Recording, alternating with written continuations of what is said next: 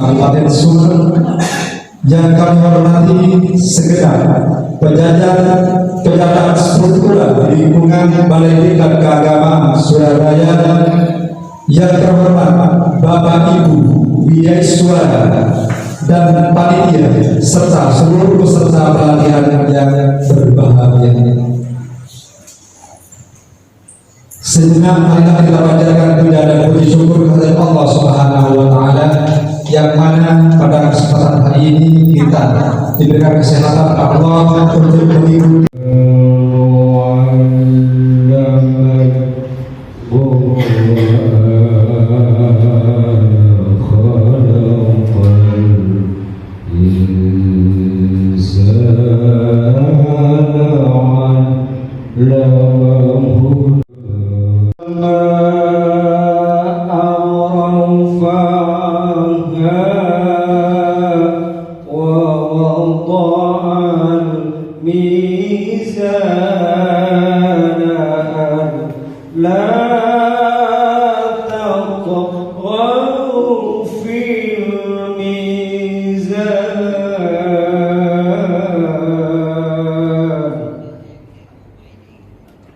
dan pemenuhan standar dalam salah satu bentuk pendekatan kompetensi diharapkan mampu mengimplementasikannya.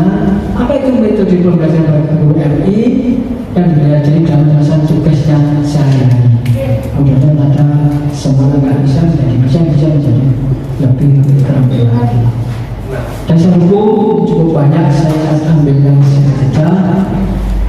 Dasar hukum adalah tentang peraturan Menteri Agama nomor 19 tahun 2020 tentang penyelenggaraan pelatihan yang disampaikan sumber daya manusia dan agama, dan ini adalah kompetensi digital dan mempercepat pemerataan pelatihan ini. Kalau jangan saya ambil memakai satu, kita bisa berdiri sampai 40 sengaja. Karena masuk kabupaten satu sebenarnya dari kampus. Berhubung kami yang turun ke bawah membantu dinas sudah 40 dan 3 in 40, 40 banding 1. Dibagi 40 ya, dan saya satu. Dan dianggarkan oleh Jepang, mohon maaf, nomor 0259247 tahun 2023 tanggal 30 November 2022. Tujuan pelatihan adalah peserta meningkat mutu yang saya sampaikan tadi, bagaimana standarnya dan pelajaran. Yang kedua adalah peserta mampu nanti meningkatkan pengetahuan. Wassalamualaikum warahmatullahi wabarakatuh. Warahmatullahi wabarakatuh. Bismillahirrahmanirrahim. Alhamdulillah wassalatu wassalamu ala Rasulillah wa ala alihi wa sahbihi wa ala ya terhormat Bapak Kepala Sub Bagian Tata Usaha Kantor Kementerian Agama Kabupaten Sumeneb, yang saya hormati Ibu Wijaiswara, Bu Mami. Beliau saya, karena saya beberapa kali berguru kepada beliau ketika dulu masih penghulu jadi diklat apa suratan waktu itu, jika jadi Wijaiswara, kemudian diklat Nobel halal juga waktu itu. Kalau tidak salah 3 atau 5 kali beliau mengajar saya, tetapi tidak pernah ada bekas guru. Jadi sampai saat ini beliau tetap guru saya. Dan yang paling berkesan bagi saya adalah dalam setiap pengisian materi apapun beliau pasti memberikan sentuhan spiritual. Insya Allah nanti Bapak Ibu akan dapat ijazah doa dari beliau. Kita doakan beliau tetap sehat ya, tetap semangat untuk memberikan ilmu kepada kita. Yang saya hormati Mas Wandi, yang kalau dari pidatonya sudah seperti kampanye pilek. Sahabat lama saya sejak di situ Bondo dulu. Yang saya hormati tim panitia dari Balai Diklat dan dari Kantor Kementerian Agama Kabupaten Sumeneb, dan yang saya cintai, keluarga saya semuanya, Bapak Ibu guru Madrasah Hidayah yang saat ini menjadi peserta, ada 40 orang ya, 45.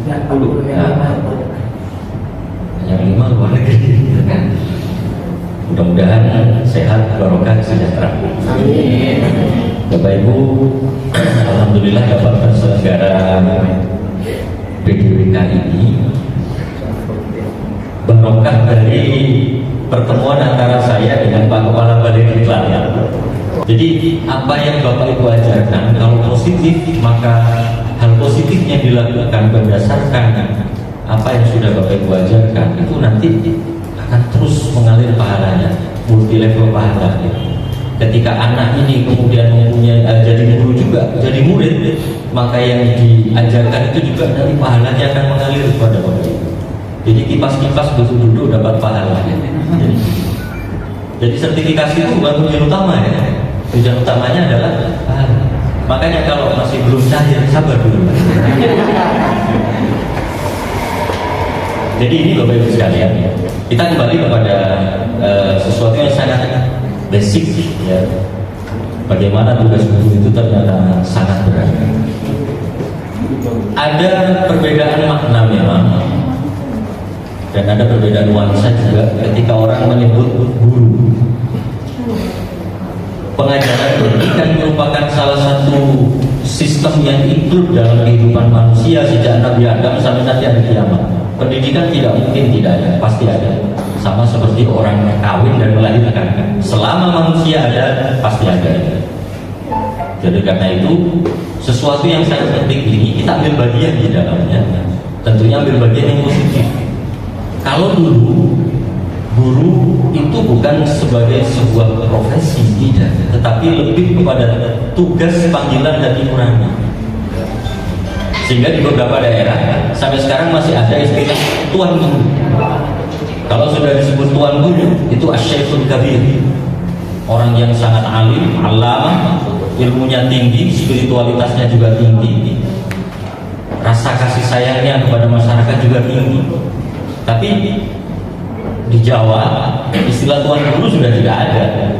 Kita kembali kepada istilah guru yang mohon maaf semakin lama itu diakui atau tidak ada semacam distorsi. Jadi kalau dulu mohon maaf guru itu dikatakan sebagai pahlawan tanpa ada jasa, ada saja yang mencibir bahwa saat ini guru dengan banyak tunjangannya yang ternyata tunjangan ini menyebabkan salah satu efek negatifnya adalah guru terlalu sibuk untuk mengurus berkas dan tidak mengurus anak. Betul ya? Makanya saya bercita-cita satu saat kalau saya jadi menteri agama. Siapa juga yang mau milih?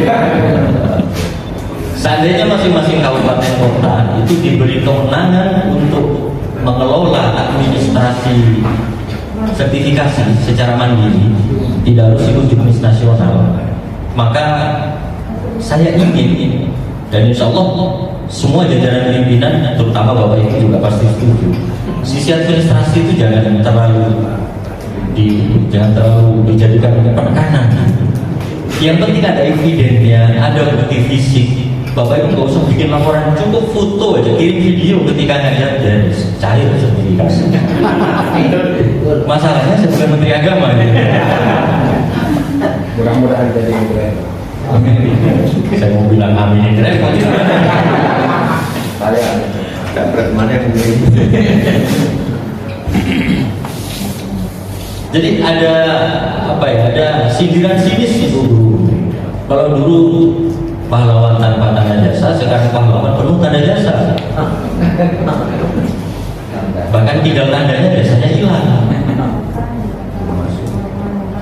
Kemudian ada lagi ungkapan seperti ini, kalau dulu guru mendidik, sekarang guru membidik. Mendidik dulu, sekarang mendidik. Tugas kita membuktikan pada semua orang bahwa guru tidak seperti itu. Sanggup?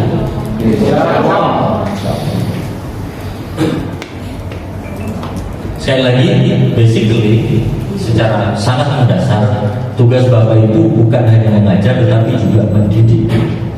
Dan ketika mendidik ini ada banyak nilai yang harus Bapak Ibu bawa. 4 kompetensi ini harus kena semua. Kompetensi sosial, kompetensi pedagogi, kompetensi personal, dan kompetensi profesional. Yang saat ini masuk kompetensi profesional ya. Bapak Ibu harus kena semua. Ditambah satu lagi yang harus jadi penekanan yang masuk kompetensi personal, yaitu keteladanan.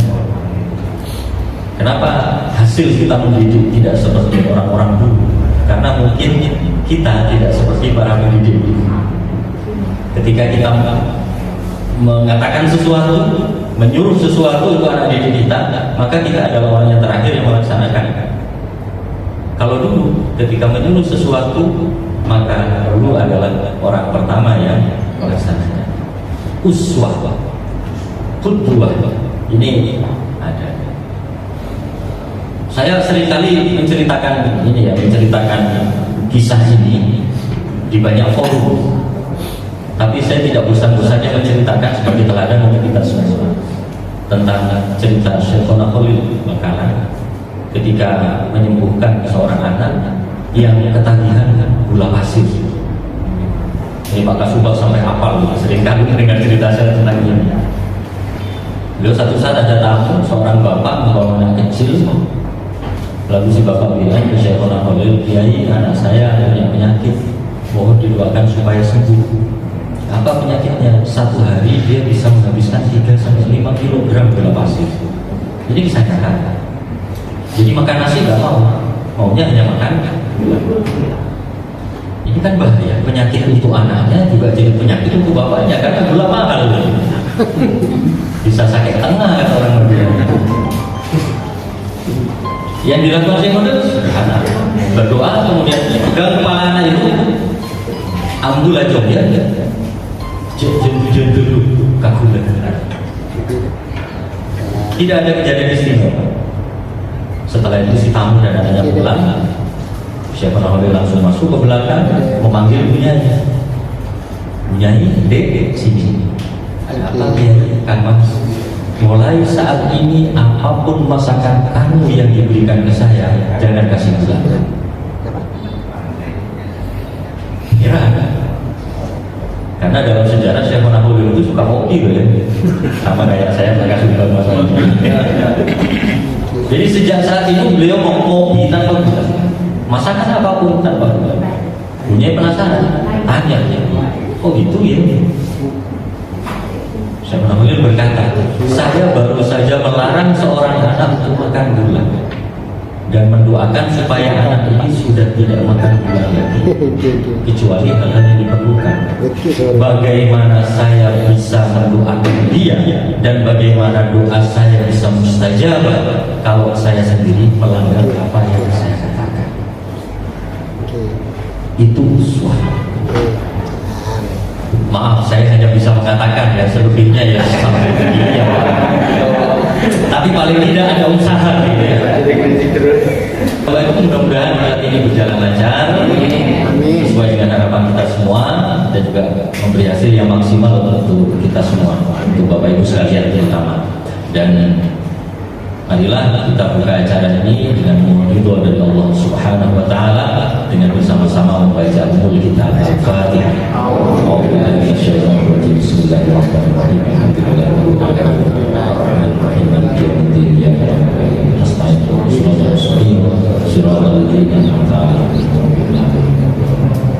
Demikian, terima kasih dan mohon maaf. Allahumma fi Assalamualaikum warahmatullahi wabarakatuh.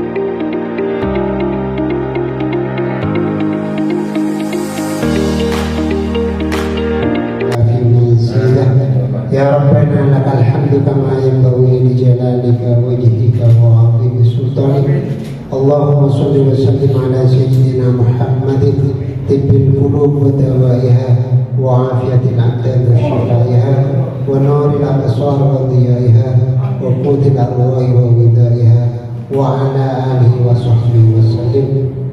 Ya Allah, ya Tuhan kami, anugerahkan kepada kami ilmu dalam pelatihan metodologi pembelajaran menjadi ilmu yang barokah. Berilah kesehatan kepada kami, kepada atasan kami, bapak kami, bapak Yudhisuar kami, pelatih kami.